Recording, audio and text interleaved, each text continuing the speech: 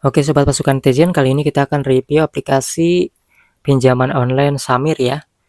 Mulai dari bunga dan tenor yang tersedia. Nanti kalian bisa mempertimbangkan apakah aplikasi ini cocok atau enggak ya. Aplikasi Samir sendiri di sini adalah PT Sahabat Mikro Fintech, adalah PT-nya ya. Untuk penggunanya di sini sudah sekitar 10 juta nih ya. Lumayan banyak. Dan apakah gagal bayar di aplikasi ini aman atau enggak ya? Oke, jadi untuk aplikasi ini sendiri teman-teman bisa cek di website resmi OJK ya. Aplikasi Samir sendiri di sini udah yang namanya resmi gitu ya, diwasi oleh OJK. Artinya untuk aplikasi pinjaman ya aman, berizin. Tapi kalau misalnya dari bunga dan tenornya kita akan lihat nih. Di sini untuk ini ya teman-teman ya. Minimalnya 400 hingga 30 juta untuk limit pinjaman yang tersedia nantinya. Tentunya kita juga mendapatkan limit tidak langsung besar. Bahkan ketika kita bayar lunas pun belum tentu dikasih pinjaman lagi. Durasi terpendek 3 bulan dan terpanjang 365 hari ya. Dengan suku bunga maksimum 24% per tahun.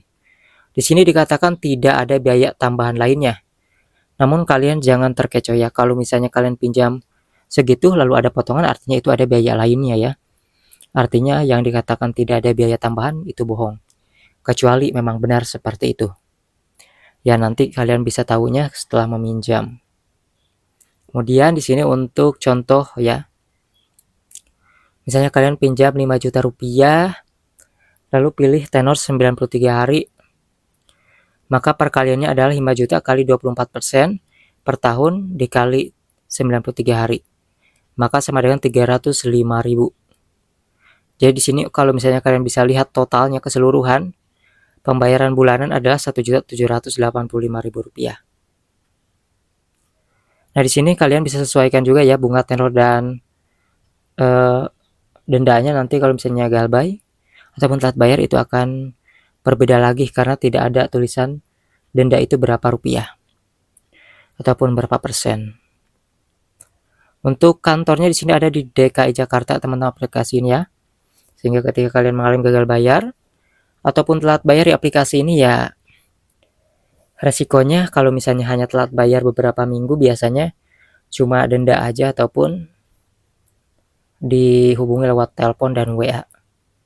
Tetapi kalau misalnya teman-teman misalnya nanti kayak gagal bayar gitu ya, paling sebagian didatangi oleh desa lapangan. Tapi tergantung keberuntungan ya, ada yang didatangi, ada juga yang enggak. Karena desanya juga terbatas. Namun intinya resiko terbesar gagal bayar di aplikasi pinjol resmi ya terkena slik OJK aja sih. Tidak lebih dari itu, bukan takut desa lapangan ya.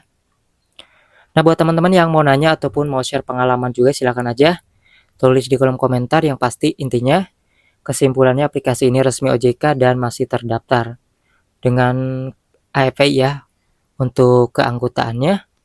Dan kalian juga harus lihat dulu apakah cocok aplikasi ini dengan kalian atau enggak. Karena di deskripsinya belum tentu juga sesuai. Walaupun dikatakan di situ tidak ada biaya layanan tambahan, bisa saja nanti kalian bisa dipotong ataupun pas penarikan pertama ataupun bahkan kadang-kadang ada juga tenornya yang kecepatan. Maka dari itu teman-teman itu yang harus kalian perhatikan.